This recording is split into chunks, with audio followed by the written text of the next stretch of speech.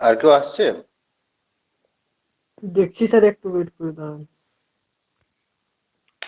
না তো শুরু করবো আমি। হ্যাঁ। কে রে? স্যার, কেউ আরেকটা। আসেনি এখন। কেউ আসেনি এখন আর।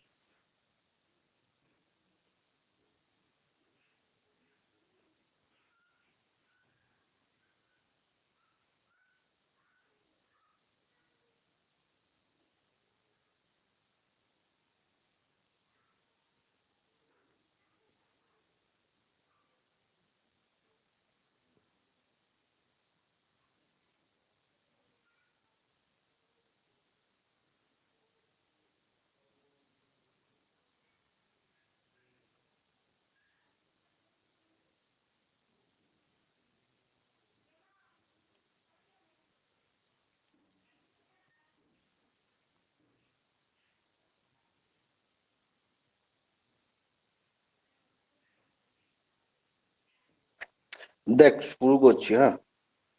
হ্যাঁ স্যার। আসলে আসবে না আসবে। তো কার, ইলেকট্রিক কারেন্টের টাইপ কি কি জানিস? ডাইরেক্ট কারেন্ট হচ্ছে একটা, আর একটা হচ্ছে অল্টারনেট কারেন্ট। তো ডাইরেক্ট কারেন্টে কি বলছে দেখ, in the direct current the direction and magnitude of the current does not change. মানে তোর ডাইরেক্ট কারেন্টের ক্ষেত্রে কারেন্টের যে ডাইরেকশনটা, ঠিক আছে, সেটা এবং তোর কারেন্টের যে মানটা, সেটা কখনো চেঞ্জ হবে না, ঠিক আছে। সবসময় কি হ্যাঁ। বলছে, steady steady current, steady current মানে একটা স্থির কারেন্ট ফ্লো হবে সবসময়, will be from the positive terminal to the negative terminal, ঠিক আছে। তো সবসময় ডাইরেক্ট কারেন্টে কি হবে, একটা স্থির কারেন্ট তোর পজিটিভ টার্মিনাল থেকে নেগেটিভ টার্মিনাল দিকে সবসময় ফ্লো হবে। তো ডাইরেক্ট কারেন্টের ক্ষেত্রে সোর্স কি কি হয়, তোর সেল, ব্যাটারি বা ডিসি জেনারেটর, ঠিক আছে। নেক্সট আছে তোর অল্টারনেটিভ কারেন্ট। অল্টারনেট কারেন্ট কি বলছে, অল্টারনেট কারেন্টটা ফ্লো হয়, will be from the phase terminal to the natural terminal, ঠিক আছে। In the alternated current, both the direction and magnitude of the current will be changing at the definite interval of time. কি বললো, তোর alternate কারেন্টের ক্ষেত্রে তো সময়ের সাথে সাথে তোর কারেন্টের যে ডাইরেকশনটা এবং যে ম্যাগনিটিউডটা, সেটা চেঞ্জ হতে থাকে। তোদের দুটো গ্রাফ শো করা আছে, ডাইরেক্ট হ্যাঁ। কারেন্টের গ্রাফ শো করা আছে আর একটা অল্টারনেট কারেন্টের গ্রাফ শো করা আছে, ঠিক আছে। এটা হচ্ছে তোর অল্টারনেট কারেন্টের গ্রাফ। প্রথমে কি হয় বলেছিলাম দেখ, উপরের ফেজটা হচ্ছে তো পজিটিভ, ম্যাক্সিমাম পজিটিভ, আবার নিচের দিকটা হচ্ছে তো নেগেটিভ। এরকম করে দুটো সাইকেল হয়। হ্যাঁ। প্রথমে হাফ সাইকেল যেটা মানে হাফ সাইকেল মানে কোনটা উপরের দিকে যে কার, সেটা হচ্ছে তোর পজিটিভ হয়ে থাকে। আবার হয়তো কারেন্টটা ডাউন হতে পারে, কারেন্টটা ডাউন হলে তখন নেগেটিভ হয়, ঠিক আছে। এরকম করে তোর কারেন্ট, অল্টারনেট কারেন্টের ক্ষেত্রে কারেন্টটা তোর আপ ডাউন করতে থাকে এরকম। কিন্তু ডাইরেক্ট কারেন্টের ক্ষেত্রে কি বলছে, কারেন্টটা, গ্রাফে দেখা হয়েছে ফিগার নাম্বার ওয়ানে, কারেন্টটা তো একইভাবে তো কনস্ট্যান্ট থাকে, কোনো চেঞ্জ হয় না। কিন্তু অল্টারনেট কারেন্টের ক্ষেত্রে কি, প্রথমে বাড়ে, আবার অনেক সময় দেখি ভোল্টেজ কমে যায়। অল্টারনেট ক্ষেত্রে দেখবি কি হয়, আমাদের ঘরে দেখবি আপ ভোল্টেজ আপ ডাউন করে। হ্যাঁ। কেন? কারণ কখনো তো ভোল্টেজ বেশি হয়, কখনো ভোল্টেজ কম হবে। ভোল্টেজ বেশি হওয়া মানে কি, কারেন্টটা বেশি ফ্লো হচ্ছে।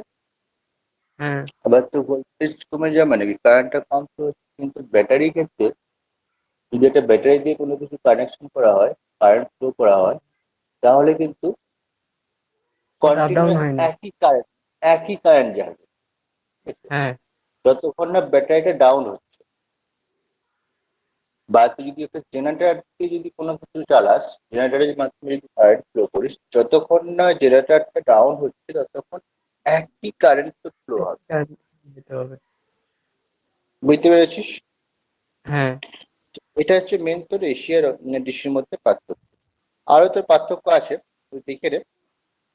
তো এসির ক্ষেত্রে it is generated the range 6,600 volt, 6,600 volt, 11,000 volt আর 33,000 ভোল্ট। ঠিক আছে, এই চারটা ভোল্টেজ তো জেনারেট করতে পারে, কিন্তু ডিসি কারেন্টের মাধ্যমে শুধু জেনারেট করতে হবে 6,600। ঠিক আছে, তারপরে কি বলছে, এসি কারেন্টের মাধ্যমে স্টেপ আপ আর স্টেপের ডাউন ট্রান্সফর্মার ব্যবহার করা হয় ভোল্টেজটাকে কন্ট্রোল করার জন্য। হ্যাঁ ওই দেখবি ঘরে ট্রান্সফরমার একটা ভোল্টেজ রেগুলেটর ব্যবহার করা অনেক সময়, টিভি চালানোর জন্য আগেকার দিনে ভোল্টেজ রেগুলেটর ব্যবহার করা হতো, হ্যাঁ দেখেছিস তো জানি না। দেখেছি স্যার, দেখেছি, ছিল আমার, খারাপ হয়ে গেছে। হ্যাঁ, ওইটা তোর ভোল্টেজটাকে তো কন্ট্রোল করে। ঠিক আছে, ভোল্টেজটাকে কন্ট্রোল করা হয়। ঠিক আছে, কারেন্টটা যদি তোর আপ ডাউন করে তখন ভোল্টেজটাকে কন্ট্রোল করা হয় ট্রান্সফরমার। কিন্তু ডিসি হ্যাঁ কারেন্টের ক্ষেত্রে সেটা প্রয়োজন হয় না। ঠিক আছে, এসি কারেন্টের ক্ষেত্রে ট্রান্সমিশনটা তো কষ্ট কি বলছে খুবই কম, কিন্তু ডিসি কারেন্টের ক্ষেত্রে ট্রান্সমিশন কষ্ট খুব বেশি হয়। তো একটা ব্যাটারি বল বা একটা জেনারেটর মেনটেনেন্স করা খুবই তোর কস্টলি। জেনারেটর তোর মেনটেন করা খুবই কস্টলি, সেক্ষেত্রে হ্যাঁ সেই তুলনায় এসি কারেন্টের ক্ষেত্রে ট্রান্সমিশন কস্টটা খুবই কম হয়। ঠিক আছে, এসি কারেন্টের ক্ষেত্রে কোনো মেনটেনেন্স অতটা প্রয়োজন হয় না, কিন্তু ডিসি কারেন্টের ক্ষেত্রে তোর মেনটেনেন্সের প্রয়োজন হয়। তোর জেনারেটরে যদি কোনো একটা পার্টস খারাপ হয়ে যায় তাহলে সেটা তো বাগাতে হয়, তবে তো সেই জেনারেটরটা চলবে। ঠিক আছে, কিন্তু তোর এসি কারেন্টের ক্ষেত্রে সেরকম কোনো মেনটেনেন্স করতে হয় না। ঠিক আছে, এটা একটা আমি পার্থক্য।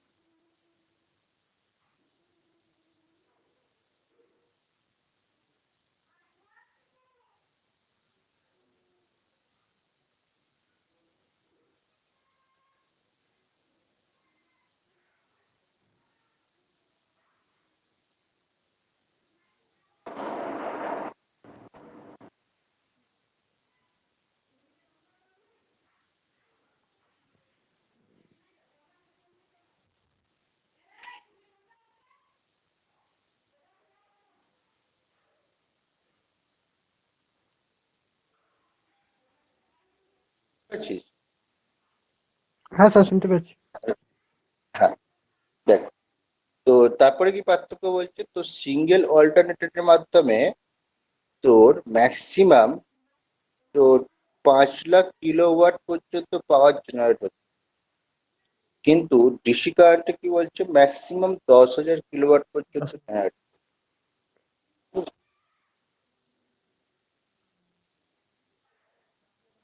AC generator can run at high speed, ঠিক আছে, so speed control not easy.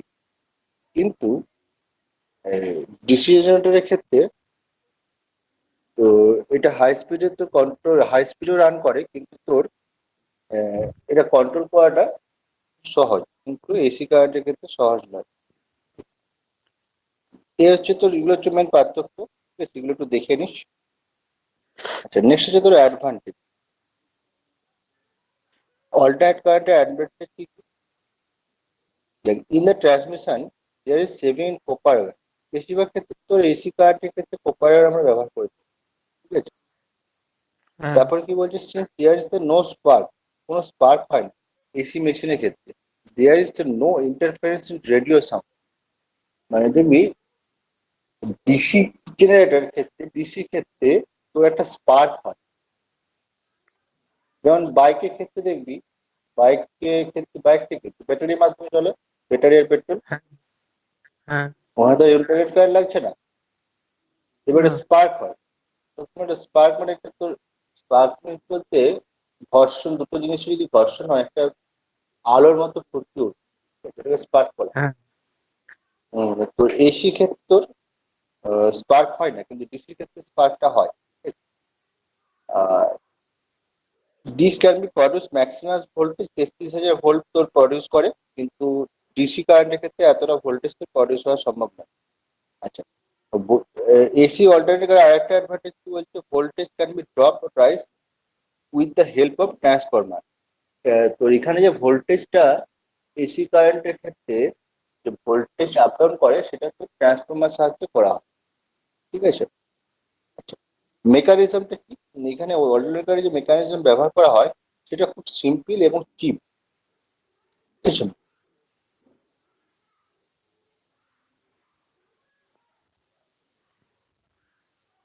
আচ্ছা, ডিসঅ্যাডভান্টেজও আছে। কি ডিসঅ্যাডভান্টেজ আছে?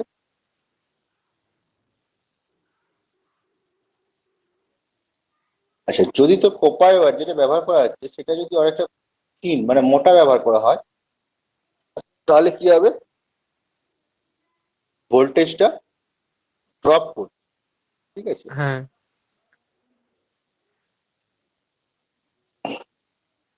আচ্ছা, এখানে তো যেহেতু হাই ভোল্টেজ তো প্রডিউস হচ্ছে এসি কারেন্টের ক্ষেত্রে, এই জন্য একটা সবসময় হ্যাঁ বিপদের সম্ভাবনা থেকে যায়।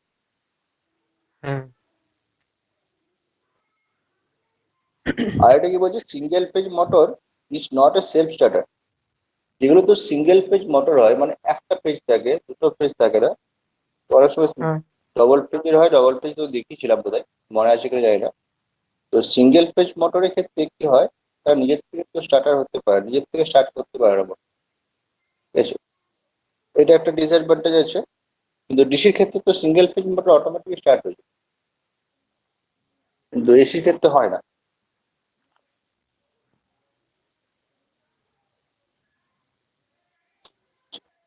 নেক্সট তোর আসছে ইলেকট্রোমোটিভ ফোর্স। এর আগে বলেছিলাম, তা বলে দিচ্ছি আমি। It is the force which cause to flow free electron in any closed circuit due to the difference in electric pressure or potential। ঠিক আছে। কি বললো, ইলেকট্রোমোটিভ ফোর্সটা এক ধরনের তোর বল, যেটার কারণটা কি, তোর যে একটা সার্কিটের মধ্যে একটা সার্কিটের মধ্যে যে ফ্রি ইলেকট্রন গুলো থাকে, সেই ফ্রি ইলেকট্রন গুলো ফ্লো হওয়ার ফলে যে বলটা তৈরি করে সার্কিটের মধ্যে, বা সার্কিটের মধ্যে যে প্রেশারটা ক্রিয়েট করে, সেটা সেটাকেই বলা হচ্ছে ইলেকট্রোমোটিভ ফোর্স। আমি আবার বলছি, তোর একটা সার্কিটের মধ্যে যে ফ্রি ইলেকট্রন গুলো থাকে, সেই ফ্রি ইলেকট্রন গুলো সার্কিটের মধ্যে যে বল বা প্রেসার ক্রিয়েট করে, সেটাকেই বলা হচ্ছে ইলেকট্রোমোটিভ ফোর্স। এটাকে তোর প্রেজেন্টে কি করে করা হয়, ই দিয়া, এটার ইউনিট কি ভোল্ট। ঠিক আছে। নেক্সট হচ্ছে তোর পোটেনশিয়াল ডিফারেন্স। পোটেনশিয়াল ডিফারেন্স কি, ডিফারেন্স মানে হচ্ছে তোর পরিবর্তন। ঠিক আছে। একটা সার্কিটে দুটো পয়েন্ট থাকে, একটা পজিটিভ পয়েন্ট আর নেগেটিভ। ঠিক আছে। নেগেটিভ দুটো পয়েন্টের মধ্যে যে ইলেকট্রিক পোটেনশিয়াল যে ডিফারেন্সটা, পার্থক্যটা, ঠিক আছে, সেটাকে বলা হচ্ছে পোটেনশিয়াল ডিফারেন্স। ঠিক আছে। নেক্সট হচ্ছে তোর ভোল্টেজ। ভোল্টেজটা কি বলছে, it is the electric potential between the two line or phase or neutral. কি বললো, it is the electric potential. এটা হয়, ভোল্টেজটা হচ্ছে এক ধরনের ইলেকট্রিক পোটেনশিয়াল, তার মধ্যে between two lines or two phase and neutral. Neutral এবং তোর অন্য একটা লাইন, যেটা পজিটিভ লাইন বা নেগেটিভ লাইন আছে, বা ফেজ আছে, পজিটিভ বা নেগেটিভ, তাদের মধ্যে যে পার্থক্য, কি পার্থক্য, পোটেনশিয়াল ডিফারেন্স যে পার্থক্য, সেটাকে বলা হচ্ছে ভোল্টেজ। এইটাকে কি, এর ইউনিটটা কি হয়, ভোল্ট। এই ভোল্টেজটা মেজার করার জন্য একটা ভোল্টমিটার বলে তোর ইনস্ট্রুমেন্ট ব্যবহার করা হয়। ঠিক আছে। তো কতটা ভোল্টেজ সাপ্লাই হচ্ছে। নেক্সট হচ্ছে তো ভোল্ট। ভোল্ট কি, ইট is the defined as when the current of ampere flow through a resistance, Sumones,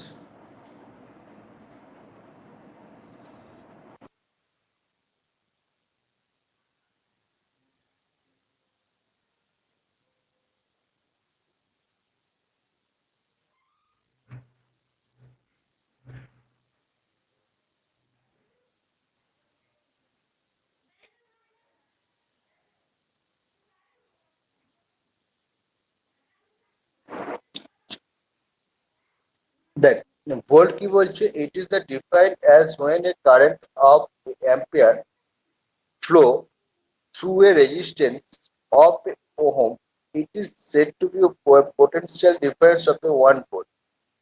আবার বলছি, it is defined as a current, মানে 1 অ্যাম্পিয়ার কারেন্ট ফ্লো হতে কার মাধ্যমে, একটা রেজিস্ট্যান্সের মাধ্যমে, 1 ওহম রেজিস্ট্যান্সের মাধ্যমে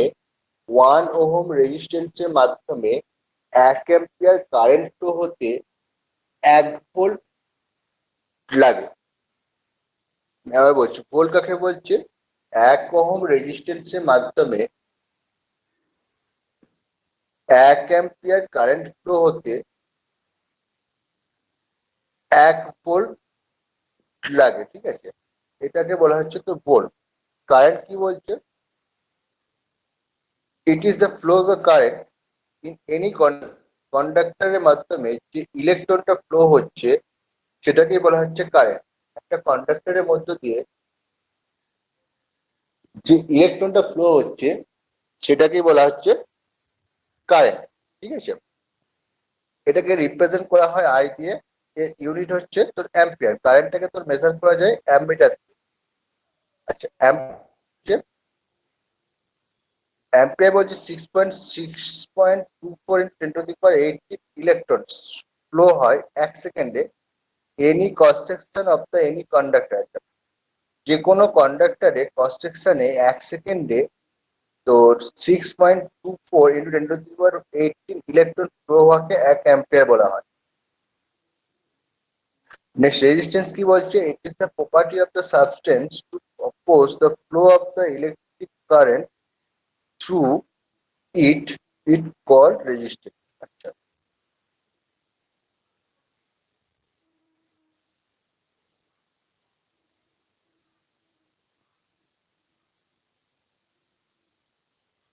আচ্ছা, কোনো যে কোনো সাবস্ট্যান্সের মধ্যে দিয়ে তোর একটা ইলেকট্রিক কারেন্ট ফ্লো হওয়ার প্রপার্টিকে বলা হচ্ছে তোর রেজিস্ট্যান্স।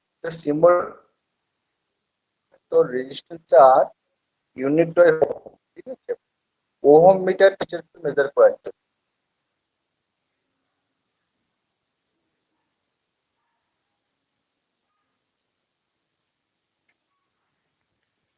নেক্সট হচ্ছে তোর ল অফ রেজিস্ট্যান্স। এটা একটু ভালোভাবে দেখে নে। ল অফ রেজিস্ট্যান্স কি, রেজিস্ট্যান্সটা কি বলছে, এক হচ্ছে তোর রেজিস্ট্যান্সটা তোর লেন্থ অফ কন্ডাক্টর যে কোনো কন্ডাক্টরের লেন্থের সাথে ডাইরেক্টলি প্রপোর্শনাল হয়। আর আর সমানুপাতিক এল, ঠিক আছে। এটা একটা হচ্ছে ল অফ রেজিস্ট্যান্স ফার্স্ট।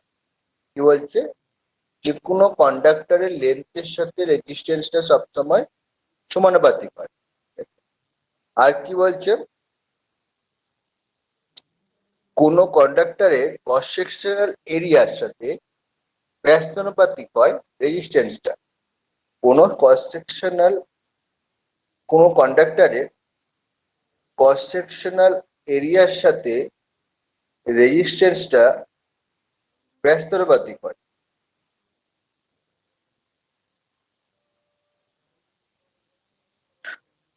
আর আর কি বলছে, রেজিস্ট্যান্সটা ডিপেন্ড করে কার কার উপরে, তো কন্ডাক্টরটা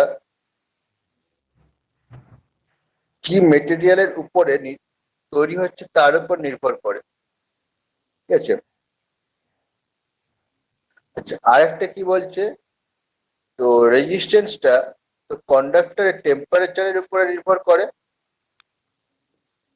চারটে হচ্ছে তোর ল অফ দা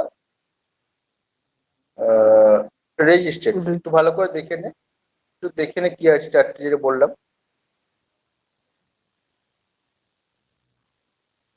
1 2 3 চারটে একটু দেখে নে।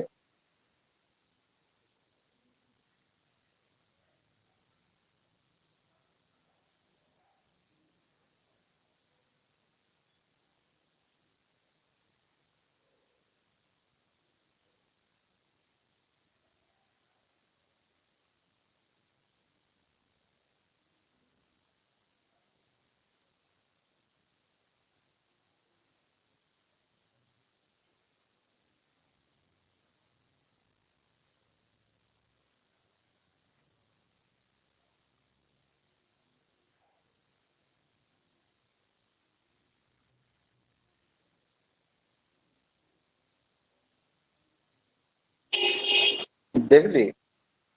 হ্যাঁ স্যার।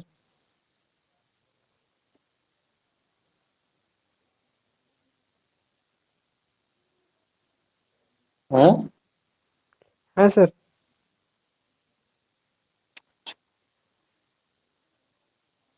নেক্সট হচ্ছে তোর স্পেসিফিক রেজিস্ট্যান্স। স্পেসিফিক রেজিস্ট্যান্স কি বলছে? Specific resistance of A material is the resistance offered to the current to a current it pass between the opposite face of the unit cube of material.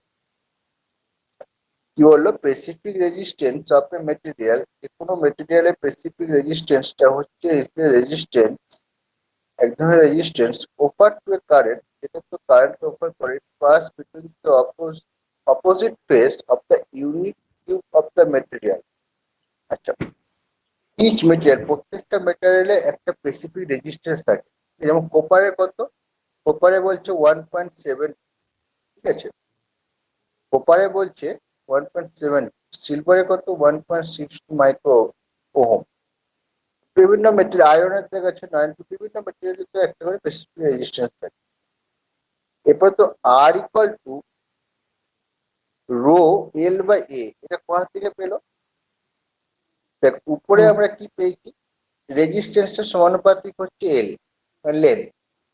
আবার রেজিস্ট্যান্সটা সমানুপাতিক 1/cos section area. এই দুটোকে একসাথে লিখা হয় resistance সমানুপাতিক এল by এ হবে। হ্যাঁ। এরপরে তুই যদি এই সমানুপাতিকটা উঠিয়ে একটা সমান চিহ্ন বসায়, তাহলে কি হবে? একটা স্পেসিফিক রোটাকে ব্যবহার করা হয়েছে, রোটাকে বলা হচ্ছে স্পেসিফিক রেজিস্ট্যান্স, ঠিক আছে? রোটাকে বলা হচ্ছে specific specific resistance. Resistance.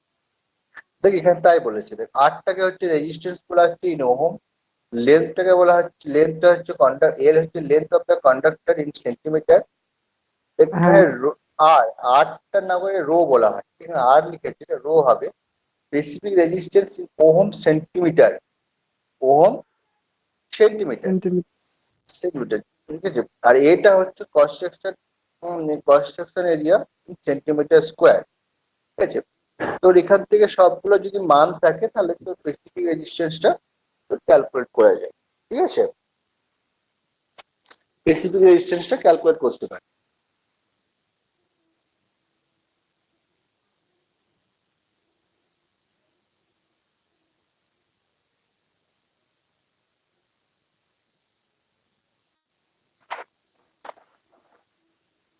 Next, conductor. Conductor কি বলছে? সাব material and metal readily allow passage for the electric current to flow. In such material called conductor, electron are able to pass readily from atom to atom. আচ্ছা,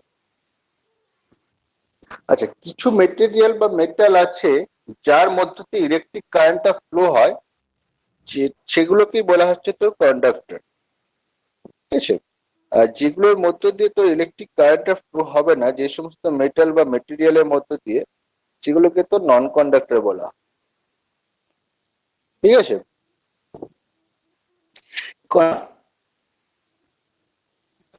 electric property একটা mechanical property, এটারও দিক।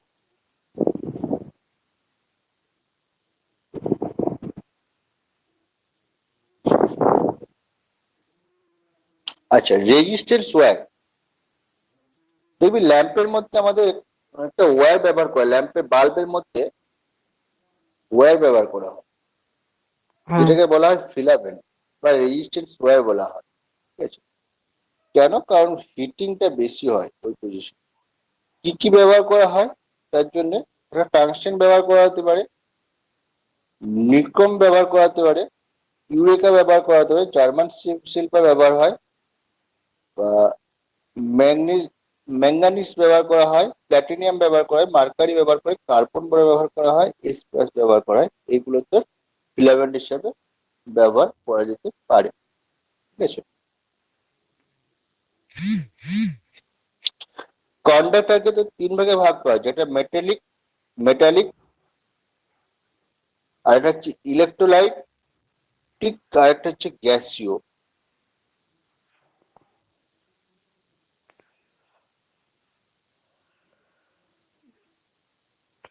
আর best conductor কি কি? Best conductor হচ্ছে তোর metallic conductor গুলো হচ্ছে বেস্ট কন্ডাক্টর, সিলভার, কপার আর অ্যালুমিনিয়াম। প্রথম হচ্ছে সিলভার, তারপরে কপার, তারপরে হচ্ছে অ্যালুমিনিয়াম, অ্যালুমিনিয়াম। ঠিক আছে।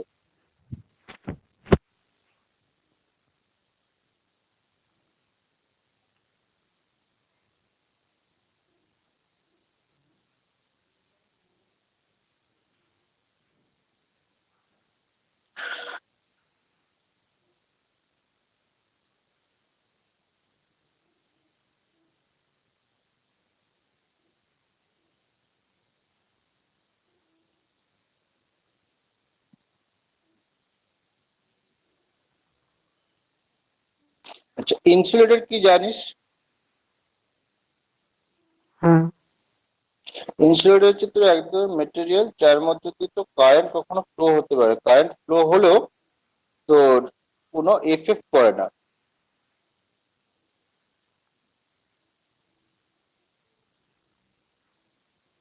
ইনসুলেটর তিন ধরনের হয়, একটা গ্যাসীয়, সলিড, আর একটা হচ্ছে তোর লিকুইড।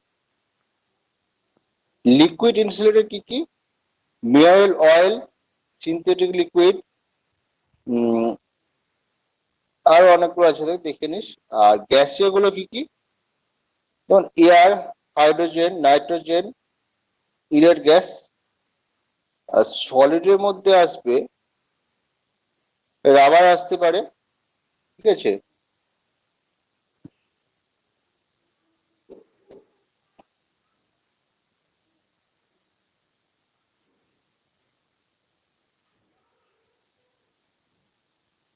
এই যে দেখ, এখানে তোর সলিড ইনসুলেটর ভাগ করে দিয়েছে। রাবারের প্রোডাক্টে দেখি কি আছে। রাবার ভালকানাইজড, ঠিক আছে। সিনথেটিক প্রোডাক্টের মধ্যে ইনসুলেটর কি কি? ব্যাকেলাইট, স্যালেট, অয়েল, তারপরে তোর ফেব্রিয়াস মেটেরিয়ালের মধ্যে অ্যাসবেস্টস, পেপার, উড, ঠিক আছে, কটন, সিল্ক, ট্যাপ, এগুলো। তারপরে মিনারেল ইনসুলেটরের মধ্যে আছে এগুলো, ঠিক আছে। তো ভাগ করে দেওয়া আছে। এই যে paper, wood, pressboard, asbestos, cotton, silk, tape, এগুলো হচ্ছে সলিডের মধ্যে পড়ে।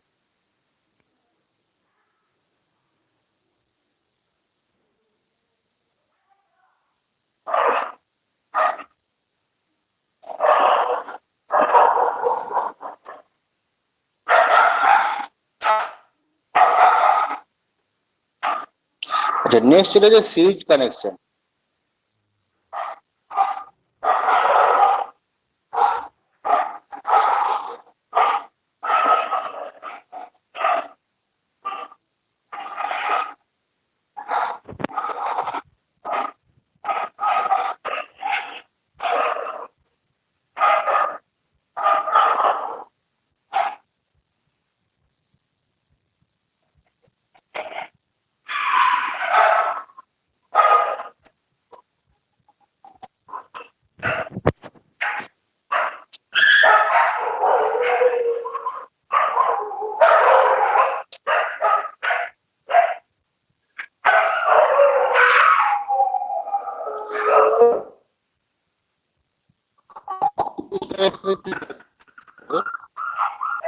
টোটাল রেজিস্ট্যান্স, মানে টোটাল রেজিস্ট্যান্স মিন্স হচ্ছে আর। টোটাল রেজিস্ট্যান্স মানে হচ্ছে R is equal to the is equal to the summation of the all resistance. মানে আর ইকুয়াল টু হচ্ছে, দেখ এখানে দুটো রেজিস্ট্যান্স ব্যবহার করা হয়েছে, R1 আর R2। এই দুটো যোগ সাম করলে তো টোটাল রেজিস্ট্যান্সটা আসবে। একইভাবে কি বলছে, টোটাল ভোল্টেজ, মানে রেজিস্ট্যান্স 1 এর জন্য যে ভোল্টেজটা ব্যবহার করব এবং রেজিস্ট্যান্স 2 এর জন্য যে ভোল্টেজটা অ্যাপ্লাই হবে, দুটো রেজিস্ট্যান্সের জন্য যে টোটাল ভোল্টেজটা আলাদাভাবে ব্যবহার করছে, সেই দুটো ভোল্টেজের যোগফলটা কার সাথে সমান হবে? অ্যাপ্লাইড যে ভোল্টেজ, মানে প্রাথমিক যে ভোল্টেজ, অ্যাপ্লাইড যে ভোল্টেজটা তার সাথে equal, V equal to V one plus V two. আর কি বলছে, কারেন্টটা রেজিস্ট্যান্স ওয়ানে কি কারেন্ট ফ্লো হবে, রেজিস্ট্যান্স টুয়েও তো সেই একই কারেন্ট ফ্লো হবে। তার মানে তোর I equal to I1 equal to I2, ঠিক আছে। তার মানে পার্থক্য আমার হচ্ছে ভোল্টেজ, সিরিজ কানেকশনের ক্ষেত্রে পার্থক্য হবে ভোল্টেজ আর রেজিস্ট্যান্সের, কিন্তু কারেন্টটা তোর সেম থাকবে। সিরিজ কানেকশনে কারেন্টটা তোর একই থাকে, পার্থক্য কি হয়, পার্থক্যটা হয় ভোল্টেজটার আর রেজিস্ট্যান্সটার, ঠিক আছে।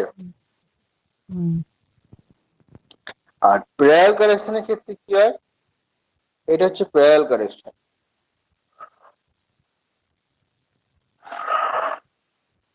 প্যারালাল কানেকশনের ক্ষেত্রে উল্টোটা, ভোল্টেজটা তোর একই থাকে। কি বললাম, ভোল্টেজটা একই থাকে, কারেন্টটা তো চেঞ্জ হয়, রেজিস্ট্যান্সটা চেঞ্জ হয়। ভোল্টেজটা একই থাকে কিন্তু কারেন্টটা চেঞ্জ হবে আর রেজিস্ট্যান্সটা চেঞ্জ হবে।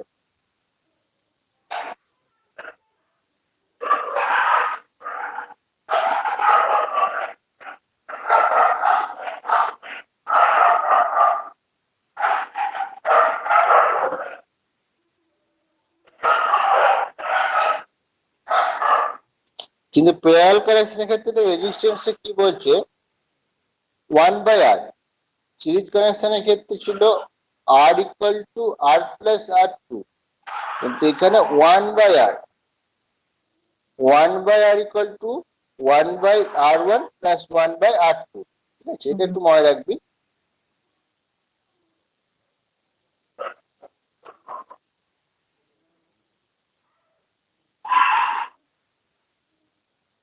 আচ্ছা, নেক্সট হচ্ছে তো ওহম ল।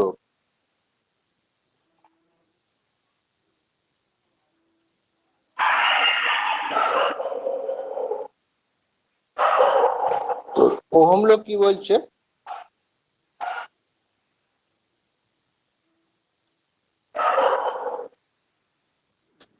ভি হচ্ছে ভোল্টেজ, ইউনিট কি হচ্ছে ভোল্ট, আই হচ্ছে কারেন্ট, ইউনিট কি অ্যাম্পিয়ার, আর হচ্ছে রেজিস্ট্যান্স, ইউনিট কি ওহম। তাহলে যদি একটা ক্লোজ সার্কিটের ক্ষেত্রে, যে কোনো ক্লোজ সার্কিট, ঠিক আছে, যে কোনো ক্লোজ সার্কিটের ক্ষেত্রে the basic parameter of electricity, basic parameter কোনগুলো, এই তিনটে, ভোল্টেজ, কারেন্ট আর রেজিস্ট্যান্স, এই তিনটে হচ্ছে বেসিক প্যারামিটার। যদি ফিক্স থাকে, ভালো করে বলো, একটা ক্লোজ সার্কিটে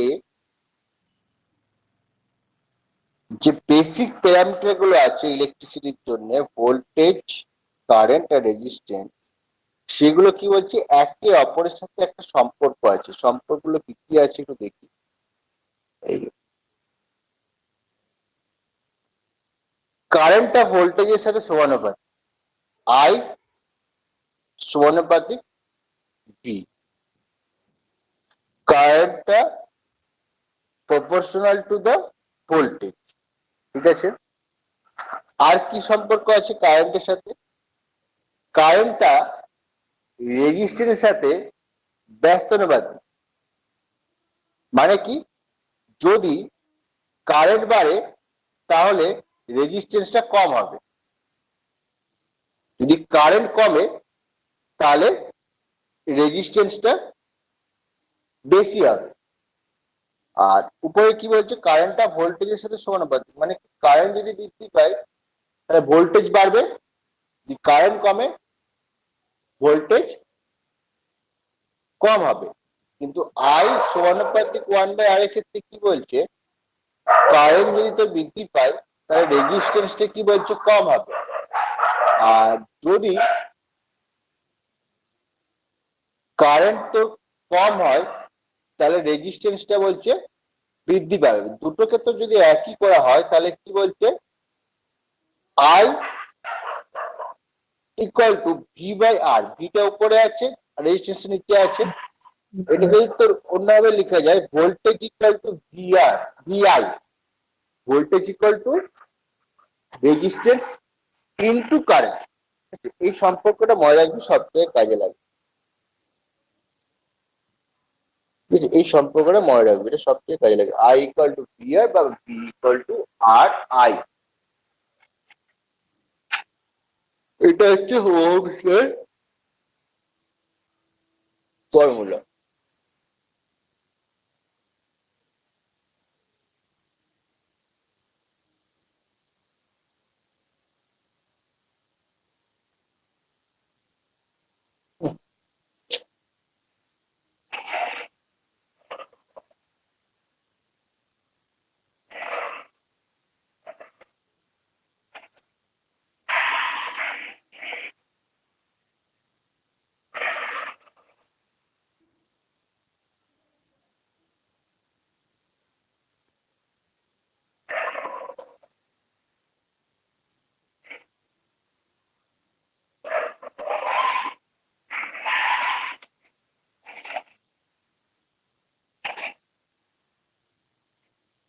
আচ্ছা, নেক্সট তোর ইলেকট্রিক পাওয়ার।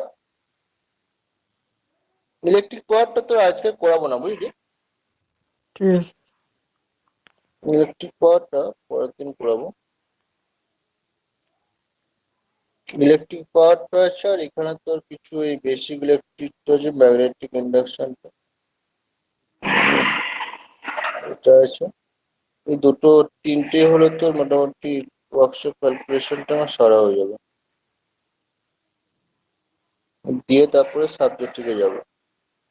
তোদের বোধহয় 1 তারিখ থেকে ক্লাস হতে পারে, পুজোর পরে। কলেজে কলেজে হ্যাঁ, হ্যাঁ,